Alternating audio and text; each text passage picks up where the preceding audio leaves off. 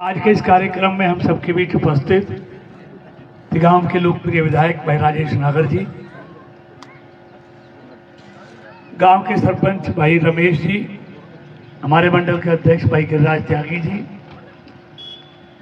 सरपंच जिले के एसोसिएशन के अध्यक्ष भाई भूरा जी, मंच पर बैठे हुए सभी अतिथिगण और आदरणीय गांव के बुजुर्गों और प्यारे भाई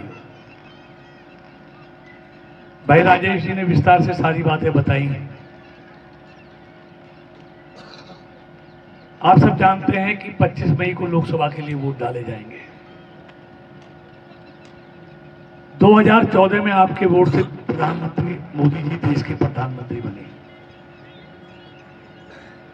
2014 से पहले क्या हालत थी और इन 10 सालों में क्या क्या इस देश में हुआ है, आप सब अच्छी तरह जानते हैं। तब भी कांग्रेस के लोगों ने मजाक उड़ाया था कि चाय बेचने वाला इस देश का प्रधानमंत्री नहीं बन सकता, लेकिन देश के गरीबों ने ये तय कर लिया था कि कुछ भी हो जाए, हम चाय बेचने वाले को ही देश का प्रधानमंत्री बनाएंगे। और देश के गरीबों ने नरेंद्र मोदी को देश प्रधानमंत्री बनाया। और इन 10 सालों में गांव गरीब के लिए मोदी जी ने जो किया है, अगर मैं सारी बातें बताऊंगा तो बहुत समय लगेगा। चाहे गरीब आदमी को 5 किलो अनाज कोरोना से लेकर आज तक और अगले 5 साल के लिए हर महीने 5 किलो अनाज देने की बात हो, हर घर में हमारी बहनें अंधेरे का इंतजार नहीं करें, उनके लिए हर घर में शौचालय बनाने की बात हो, हर गरीब महिला को मुफ्त में गैस सिलेंडर देना हो, हर गरीब आदमी के लिए 5 लाख तक का 55 करोड़ लोगों को साल में 5 लाख तक के इलाज की मुफ्त व्यवस्था हो, हर गरीब को बिजली का कनेक्शन देना हो, हर घर में नल से जल देना हो, कोई भी महिला जो पहली बार गर्भवती होती है उसके पेट में पलने वाले बच्चे को साल में 5,000 रुपए खुराक के लिए 3 किस्तों में देने की बात हो, किसान को हर 4 महीने बाद 2,000 रुपया सीधे उसके खाते में भेजने की बात हो। मतलब मोदी जी ने हर गरीब आदमी के लिए करके दिखाया है इन 5 सालों में।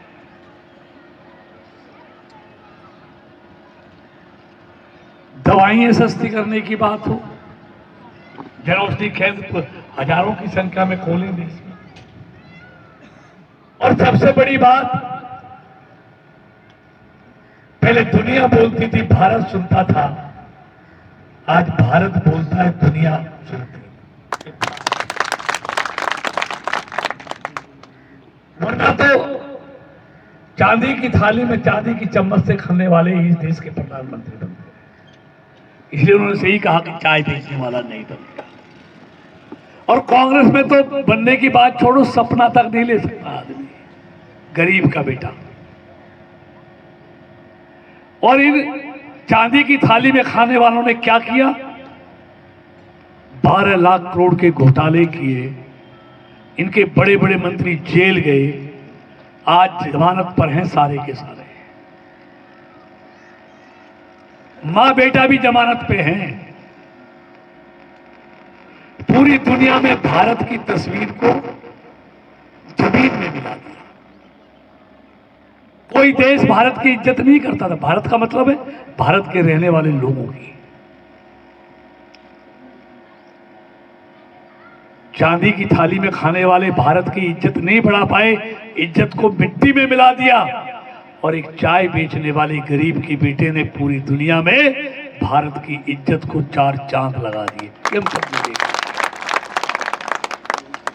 इसलिए जरूरी नहीं कि बड़े घरों के लोग ही भारत की इज्जत बढ़ाएंगे, गरीब का बेटा भी बढ़ा सकता है। और ये करके दिखाया है। 2019 में कहा इन्होंने चौकीदार चोर है, क्योंकि इनको हजम नहीं हुआ कि गरीब चाय बेचने वाले का चाय बेचने वाला बेटा आज भारत पर राज कर रहा है। बड़े लोगों को पसंद नहीं आया, इसलिए अगले चुनाव में कह दिया चौकीदार चोर है।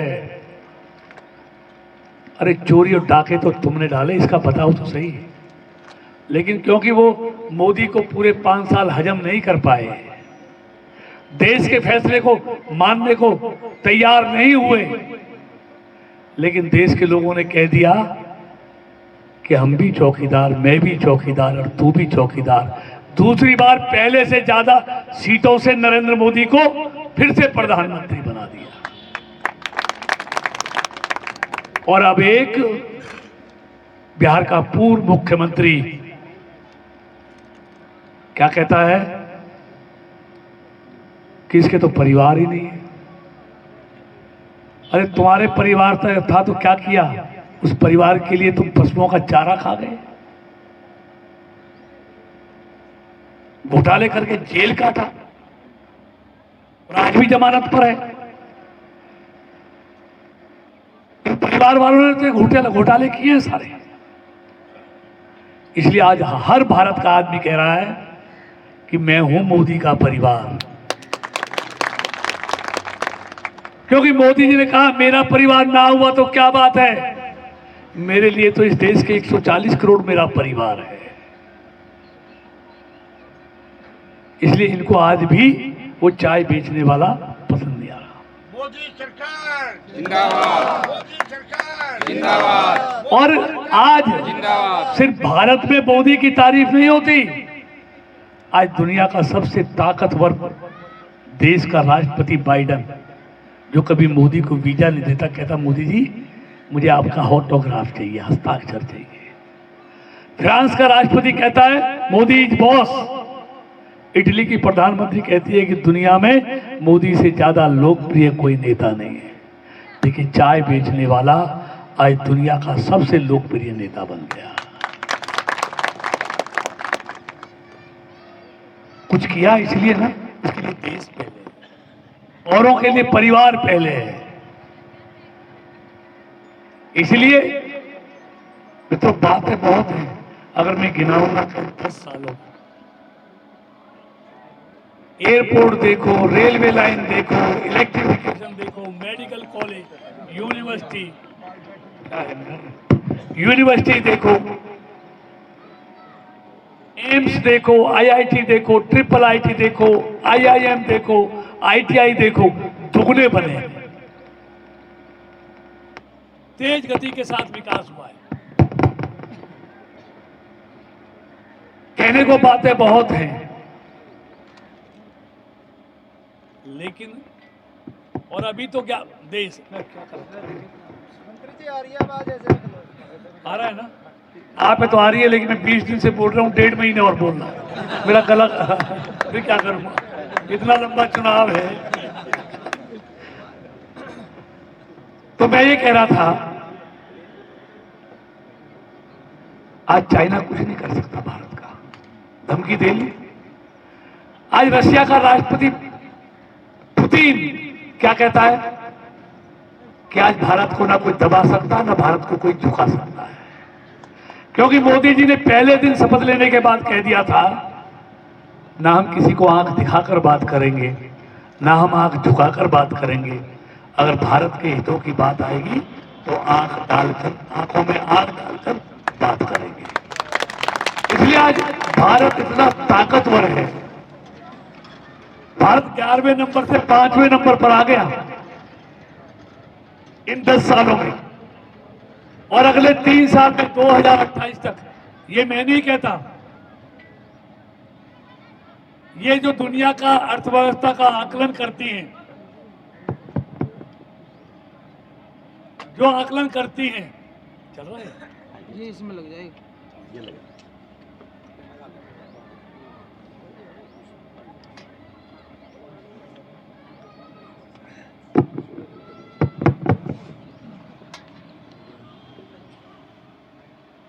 ये मुझे तो कांग्रेस के ढीले हुए पड़े, हमारे माइक का कर दिया। देश में पुर्जे उनके ढीले में पड़े, तुमने यह माइक का कर दिया है। अभी तो सर चल रहा है, अभी तक सही चल रहा है जी। तो मैं ये कह रहा था चल क्या रहा है। कि आज भारत की अर्थव्यवस्था अगले 3 साल में, ये मैं नहीं कह रहा, ये दुनिया की अर्थव्यवस्था का आकलन करने वाली जो संस्थाएं हैं, IMF है, ग्लोबल इन्वेस्टमेंट है या अर्थशास्त्री है पूरी दुनिया के, सबका ये कहना है कि 2028 में भारत, जर्मनी और जापान को भी पीछे छोड़ते हुए दुनिया की तीसरी अर्थव्यवस्था होगा, अमेरिका चाइना होगा। अगर मोदी जी नहीं होते तो न धारा 370 हटती, 550 साल में राम मंदिर नहीं बना। अगर मोदी जी नहीं होते तो ये राम मंदिर बन सकता था क्या इतना शांति से? आज रामलला वहां विराजमान हो गए 550 साल के बाद। तो ये सारी बातें हैं।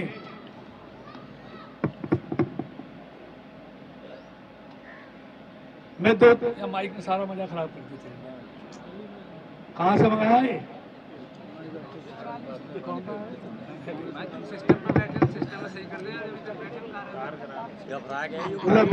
तो मैं ये कह रहा था, आज भारत तेजी से बढ़ती हुई अर्थव्यवस्था,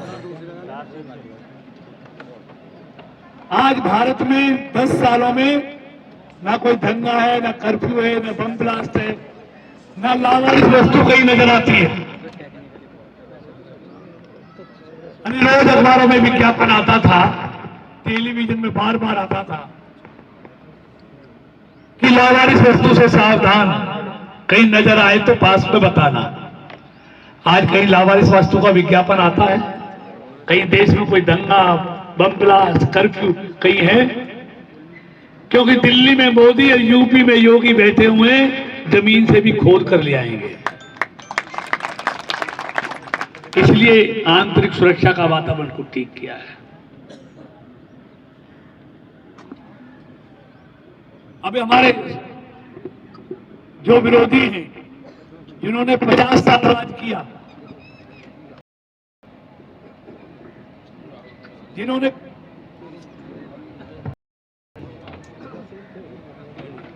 जिन्होंने 50 साल इस देश पर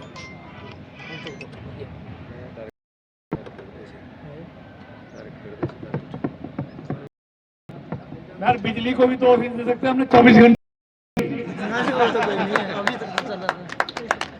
66 कभी आई बिजली 24 घंटे? बताओ ईमानदारी से। हर बार ये डायरेक्ट कर दे, डायरेक्ट पहले तो बिजली का बहाना ले लेते। डायरेक्ट कर दे।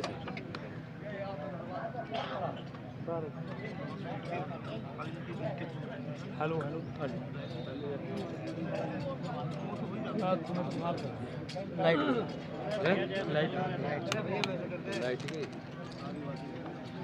चल छोड़ दे। तो मैं ये कह रहा था, आवाज आ रही है ना? मुझे पता भी है तो गला बैठेगा ही। ना इन्होंने बिजली दी, 66 में हरियाणा बना, इनकी सरकार रही, हमारी तो 2014 में आई। अपनी अकेलों की सरकार 2014 में आई दिल्ली में। इनके जमाने में 6500 गांवों में से 650 गांवों में 24 घंटे बिजली आती थी, और हमने 10 साल में 6500 गांवों में से 5700 गांवों में 24 घंटे बिजली कर दी। फरीदाबाद जिला पूरा कर दिया, पलवल 70% हो गया, अक्टूबर नवंबर तक वो भी पूरा हो जाएगा।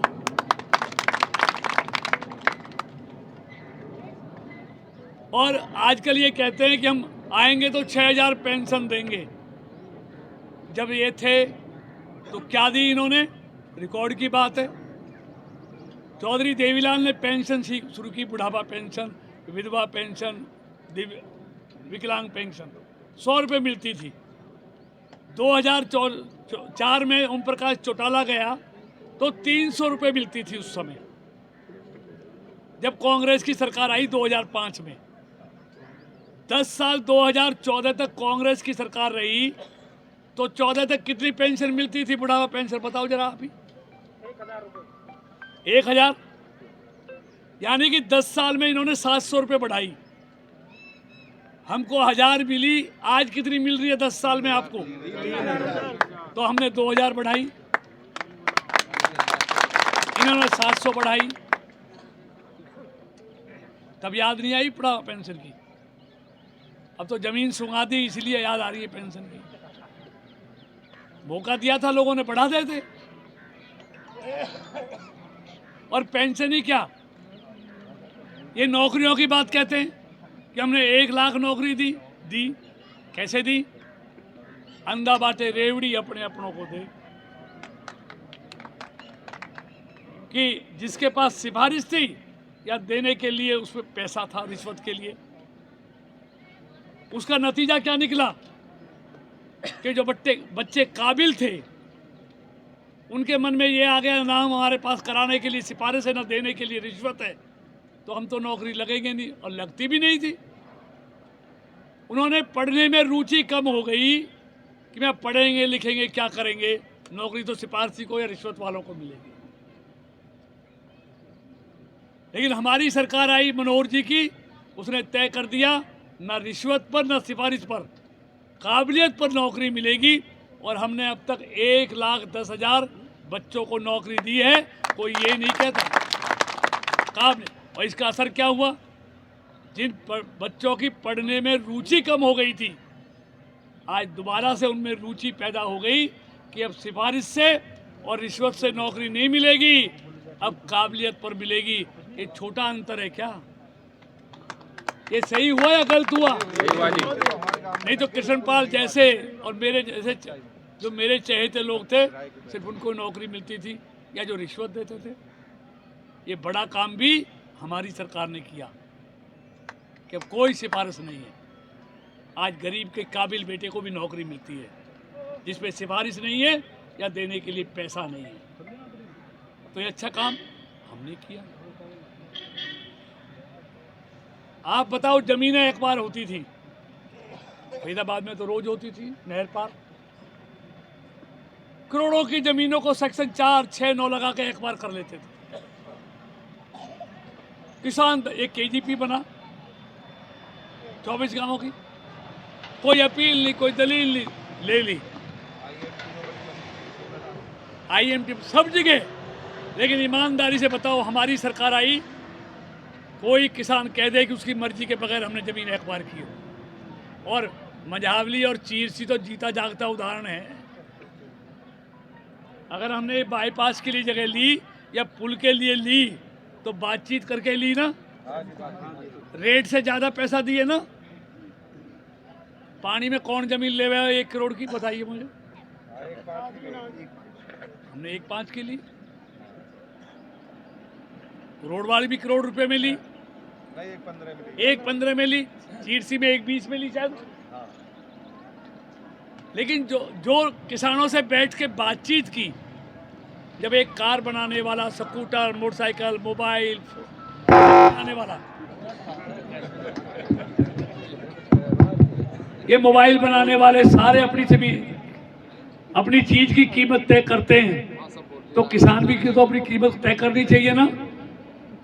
हमने आज तक किसान की मर्जी के बगैर 1 इंच अगर 10 सालों में जमीन ली हो तो हम गुनहगार हैं। ये रोज लूटते थे। हमने बादशाहपुर में STP की जमीन ली, 3 करोड़ रुपए कर ली। हमने दिल्ली बड़ौदा बॉम्बे हाईवे के लिए जो निकाला हमने, उसके लिए मिडकोला से ये कैली से लेके वहां तक जमीन ली। मैं बताओ भाई, मार्केट में 50 लाख का रेट है, 1 करोड़ दो हमने। कई किसान ने आवाज तो नहीं उठाई ना। हमने दिल्ली बड़ौदा ये जेवर के लिए जमीन ली, फरीदाबाद से दयालपुर होते हुए। नहीं बताओ भाई क्या रेट है, क्योंकि 1 करोड़ में बिक रही है, 2.5 करोड़ में देंगे। हमने 2.5 करोड़ में ली उनसे। किसी किसान ने धरना दिया हो, कोई विरोध किया हो, हमने कानून बना दिया, किसान से बातचीत करके लेंगे, तैयार होगा तो ले लेंगे, नहीं होगा तो छोड़ देंगे। अब किसानों के हितैषी हमें या ये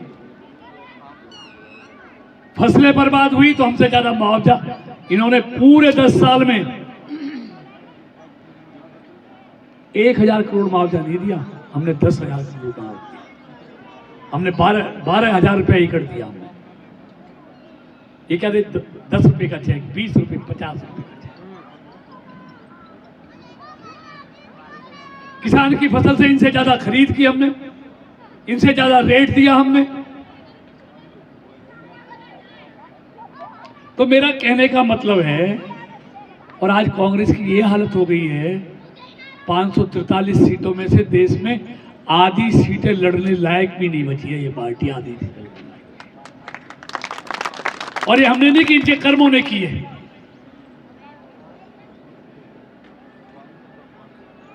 आज ऐसे अलायंस कर रहे हैं, किसी से 1 सीट पे, किसी 2 सीट पे। ममता ने 2 सीट भी नहीं दी यार। तो मेरा कहने का मतलब है, फरीदाबाद में एक हाईवे नहीं था चलने लायक, आज पुराना हाईवे आज देखो, आज पलवल से भी जाते हो कहाँ, सारा एलिवेटेड कर दिया हमने। आप बाकी बिहारी तक, उतरा तक, आगरा तक, दिल्ली, बड़ौदा, बॉम्बे, फरीदाबाद से निकाल दिया। नहर पार आने के लिए बताओ ईमानदारी से, अंग्रेजों के जमाने के पुल थे ना आगरा कैनाल पे, गुड़गांव कैनाल पे, घंटों घंटों जाम लगता था। आज दर्जनों पुल बना दिए, कहीं जाम लगता है नहर पार आने के लिए। सड़कें कैसी होती थी वो भी हो रही, आज सड़कें कैसी बन रही हैं। आप ये सड़क जो बुझावली आ रही है कैसी बन रही है, जो फरीदाबाद से तिगांव आ रही है कैसी बन रही है, जो बल्लभगढ़ से तिगांव आ रही है कैसी बनती आ रही है, मजबूत, टिकाऊ और 4 लेन की बनती आ रही है। अब मैं किस किस की बात करूं, महिला कॉलेज की बात हो, संस्कृति स्कूल हो, बिजली, पानी, सड़क, कुछ भी तो हो। ये मजावली पुल के बारे में कहने वाले खूब कहते हैं, लेकिन आपको मालूम है ना 89 में इसी पुल का पत्थर रखा था तब के मुख्यमंत्री नारायण दत्त तिवारी, और आज इस दुनिया में नहीं है, स्वर्गीय राजेश पायलट जी ने। 89 से 2014 आ गया, कहीं कुछ नजर आया आपको? हमने 2014 में रखा, मैं मानता हूं लेट हुआ है, लेकिन इतना लेट नहीं हुआ कि पत्थर रख के ही भूल गए हो। अब तो उतरना तो चालू कर दिया, लोग उतर रहे हैं, महीने भर में हो जाएगा सारा। और रेट बढ़ाए हैं इसलिए बढ़ रहे हैं, यहां से नहीं, होटल तक जाओ आप, खादर में, कौन से खादर में जो अपने जेवर के लिए निकाला है, 30 लाख रुपए में किला मिलता था, आज 3-4 करोड़ में नहीं मिलता। ये राकेश ये सौदा करता रहता है रोज।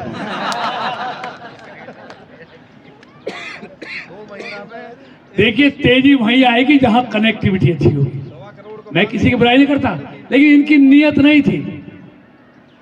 और एक हाईवे और दे दिया आपको, लिख लो, यहां तो परी चौक अच्छी तरह पहुंचोगे, इससे अम्मा के हॉस्पिटल पे जाओगे ना, वहां से FNG भी मैंने पास करा दिया है, समझौता हो गया है, पास हो गया है, उसकी DPR बन रही है, पैसा आ गया है, चुनाव के बाद उसका काम भी शुरू होगा।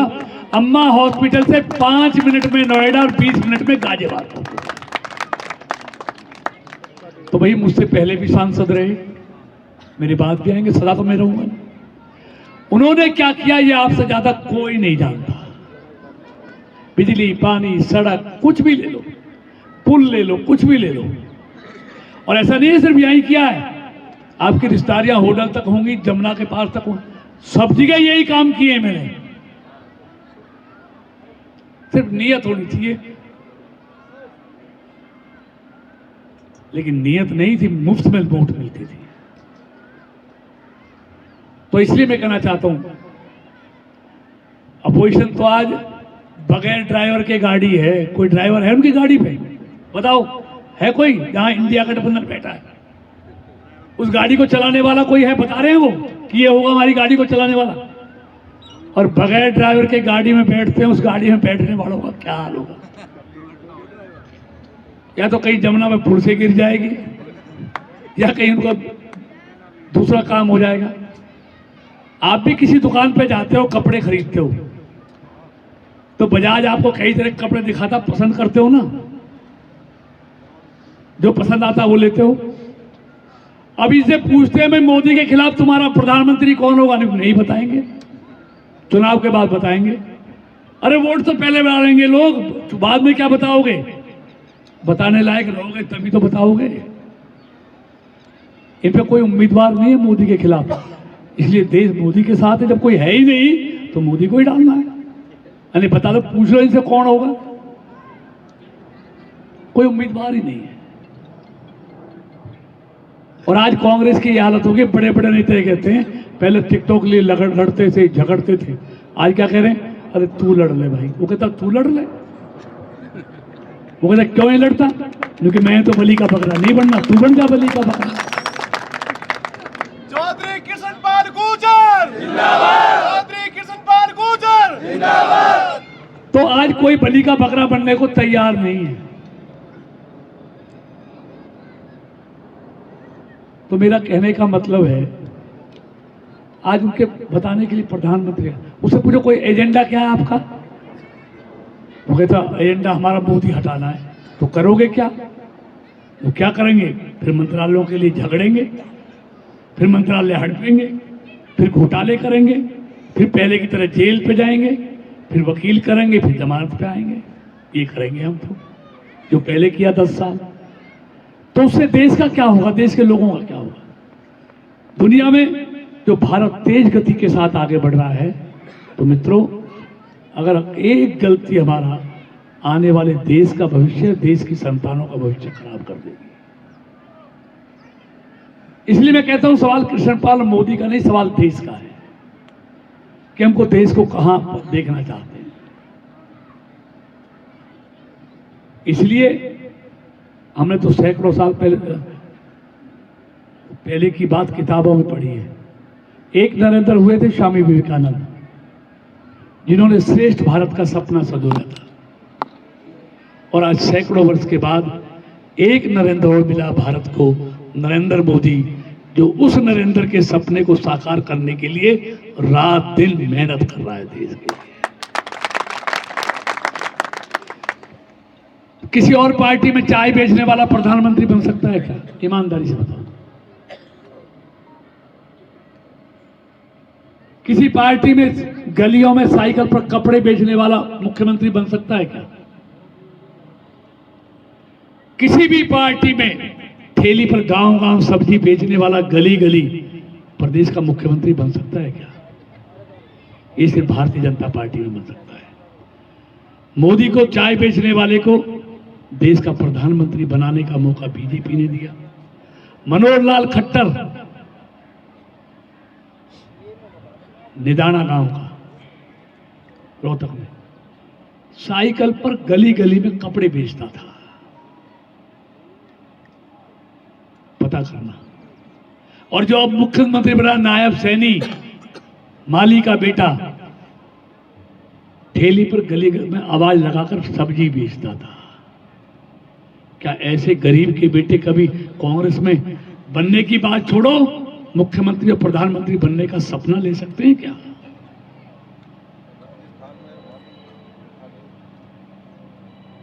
राजस्थान में भी आम आदमी मोहनलाल शर्मा, क्या है, 2 बीघे जमीन नहीं है उसके पास। योगी आदित्यनाथ, जिसकी बहन आज भी उत्तराखंड के छोटे से गांव में एक छोटी सी चाय की दुकान और परचून की दुकान चलाती है। ये कौन लोग हैं, ये सारे लोग देश के लिए मर मिटने वाले लोग हैं, देश के लिए काम करने वाले लोग हैं। परिवारों के लिए नहीं, देश के लिए, प्रदेश के लिए काम करने वाले लोग। इसलिए ऐसे लोग ही देश के गरीबों का ख्याल रख सकते हैं, देश का ख्याल रख सकते हैं। मैं अंत में इतना कहते हुए, देखिए आज 3 काम बहुत कठिन है, वो बता के बात समाप्त करता हूं। एक तो हाथी को गोदी में खिलाना, है कोई जो खिला सकता है। एक चींटी को नहलाना, मिला देगा कोई। और एक राहुल गांधी और केजरीवाल को समझाना। ये तीनों काम बहुत कठिन है। तो इसलिए मैं निवेदन करने आया हूं। देखिए सारा देश चिल्ला चिल्ला कर कह रहा है, और देश ही नहीं, अभी मोदी जी हमारे मिनिस्टरों की मीटिंग ले रहे थे, कह रहे थे मुझे सितंबर, अक्टूबर, नवंबर के अभी से निमंत्रण आ रहे हैं दुनिया के देशों से। सिर्फ भारत ने नहीं माना, दुनिया के देशों ने भी ये मान लिया है कि अगले प्रधानमंत्री भी भारत के मोदी बनने जा रहे हैं। आप रोज सर्वे देखते, एक सर्वे भी ये नहीं कहता मोदी नहीं जीत रहा। और जब मोदी जी की सरकार बनने वाली है तो इस इलाके की हिस्सेदारी कौन कर सकता है उस सरकार में? जो उसका उम्मीदवार है वही तो कर सकता है, या कोई और कर सकता है? तो इसलिए देश के भविष्य के लिए, पूरी दुनिया में देश के सम्मान के लिए आइए हम मोदी जी के साथ चलें, भारतीय जनता पार्टी के साथ चलें और भारत का श्रेष्ठ भारत के सपने को साकार करें। आप सबका बहुत बहुत धन्यवाद। भारत माता की, भारत माता की जय श्री राम, जय जय श्री राम।